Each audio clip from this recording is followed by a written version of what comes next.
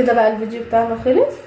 الطواجن بتاعتنا اهي هشه وطريه وجميله، خفيفه جدا جدا جدا. بصوا كده، بسم الله ما شاء الله، حاجه جميله تحفه.